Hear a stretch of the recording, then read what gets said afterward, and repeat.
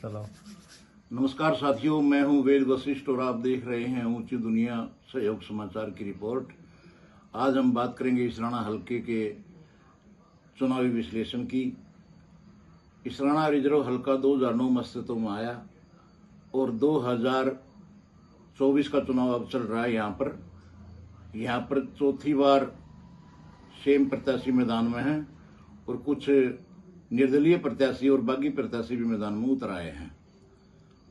मैं ये बताना चाहूँगा आपको कि हल्के में 2009 में कृष्णलाल पवार और बलवीर वाल्मीकि के बीच हुई थी। 2014 में मोदी लहर में फिर भाजपा जीती और कांग्रेस हार गई।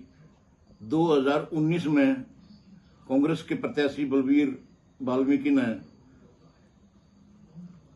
कृष्णलाल पवार को, जो पूर्व मंत्री थे, उनको 20,000 के करीब वोटों से हराया था। और अब की बार भी ये पुराने दिग्गज ही दोनों पार्टियों ने मैदान में उतार दिए हैं। 2024 में बलवीर वाल्मीकि को भूपेंद्र हुड्डा की लोकप्रियता और एंटी इनकम्बेंसी का फायदा मिलेगा। लगभग वो 5 साल तक लोगों के संपर्क में रहे और उन्होंने अपने हल्के के साथ सरकार पर सौतेले व्यवहार का आरोप भी लगाया।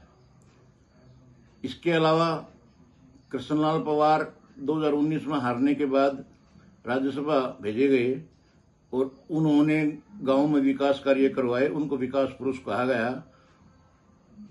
अब की बार भाजपा ने उन पर ही अपना विश्वास जताया है और उनको यहां से प्रत्याशी बनाया है। लेकिन यहां पर मैं ये कहना चाहूंगा कि भाजपा एक अनुशासित पार्टी है और उसमें बागी होना बहुत बड़ी बात है। यहां इसराना रिजर्व 26 से सत्यवान शेरा पूर्व एचपीएससी मेंबर और उनकी पत्नी आसू शेरा सत्यवान जिला परिषद की चेयरमैन बनवाई गई बीजेपी के राज में। लेकिन फिलहाल वो बगावत पर उतर आए हैं और उन्होंने पूर्व मुख्यमंत्री मनोहर लाल और पूर्व सांसद संजय भाटिया पर गंभीर आरोप लगाते हुए अपनी टिकट कटने का इल्जाम लगाया है। वो लगातार इस बात पर जोर दे रहे हैं कि राज्यसभा सांसद से इस्तीफा देकर पवार फिर चुनाव लड़े, उसके बाद उनकी लोकप्रियता का पता लग जाएगा। और मेरे अपने आकलन में इस चुनाव में बीजेपी के प्रत्याशी पर कोई भी असर नहीं पड़ेगा इस बागी कैंडिडेट का, क्योंकि हल्के में इसका इतना वर्चस्व नहीं है और कृष्णलाल पवार ने बहुत विकास कार्य करवाए हैं, उनको उसका लाभ मिल सकता है। ये भाजपा की रणनीति भी थी कि कृष्ण पवार को राज्यसभा भेजा जाए और फिर गांव में विकास करवाए जाएं और दोबारा फिर टिकट देकर 2024 के दंगल में उतारा जाए। और कांग्रेस भी ये चाहती थी कि बलवीर वाल्मीकि जो वर्तमान में एमएलए हैं, वो भी 20,000 वोटों से जो जीते थे, उन्हीं को, सिटिंग एमएलए को ही टिकट देकर उन्होंने मुकाबले को रोचक बना दिया कांग्रेस ने। इसके अलावा जजपा, इनेलो बसपा गठबंधन से भी प्रत्याशी मैदान में हैं।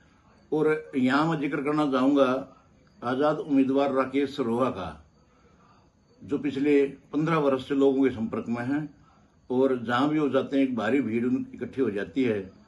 उनका भी चुनाव प्रचार तेज गति से दौड़ रहा है और वो भी इनके लिए सिर का दर्द बन सकते हैं। तो मेरा ये कहना है, करीब 2 लाख वाले इस इसराना बहुल वोटर हैं इसमें। और उपमंडल बनने के बाद लोगों की शिकायत रही कि ना मतलोडा में बस स्टैंड बनाया गया और ना इसराना में बस स्टैंड बनाया गया। लेकिन परिवहन मंत्री रहते हुए पवार साहब ने इनको बनवा देना चाहिए था। इस बात का भी असर चर्चा है लोगों में। और आज हमने देखा कि बागी जो उम्मीदवार है सत्यवान शेरा, वो कृष्ण पवार की